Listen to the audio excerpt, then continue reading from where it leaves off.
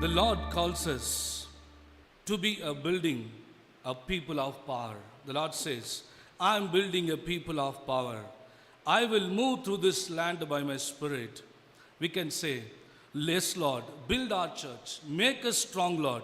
Join our hearts. This is our prayer today. Lord, you are willing to build. I am ready to yield myself so that you can make it strong and our hearts will join together in peace.